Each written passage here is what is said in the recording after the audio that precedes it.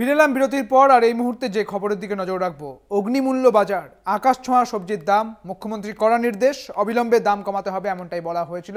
তারপর থেকেই তৎপর হয়েছে প্রশাসন। মমতার নির্দেশের পরেই কিন্তু দক্ষিণ 24 পরগনার বিষ্ণুপুরে আমতলা কৃষক বাজারে টাস্ক ফোর্সের অভিযান এবং আলিপুর মহকুমা শাসকের নেতৃত্বে এই টাস্ক ফোর্সের অভিযান চলছে।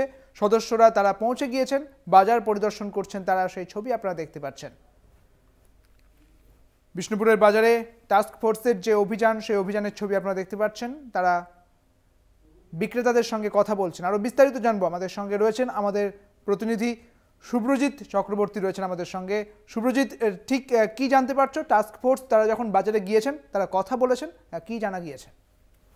দেখো, একেবারে যেটা আলিপুর সদরের মহকুমা শাসক তার নেতৃত্বেই কিন্তু টাস্ক ফোর্সের সদস্যরা দক্ষিণ 24 পরগনার বিষ্ণুপুরের আমতলা যে কৃষক বাজার রয়েছে বা তার পাশাপাশি আমতলা বাজার, দুটি জায়গাতেই কিন্তু তাদের এই যে ভিজিট, এই অভিযান, সেই কিন্তু অভিযান চলে। এবং তারা কিন্তু প্রথমে কৃষক বাজারে যায় এবং যারা বিক্রেতা রয়েছেন তাদের সাথেও তিনি মহকুমা শাসক এবং টাস্ক ফোর্সের সদস্য যারা ছিলেন তারা কথা বলেন এবং সমস্ত যে সবজির দাম, সেই দাম সম্বন্ধেও জানতে চান। এর পাশাপাশি আমতলা বাজারে গিয়েও কিন্তু ঠিক একই বিষয়, যারা বিক্রেতা, সবজি বিক্রেতা রয়েছেন তারা কিরকম দামে বিক্রি করছেন এবং সেই যে দাম, সেই দাম কিভাবে নিয়ন্ত্রণে আনা যায়, সেই সব বিষয়ে কিন্তু কথা বলেন বিক্রেতাদের সাথে আলিপুর সদরের মহকুমা শাসক।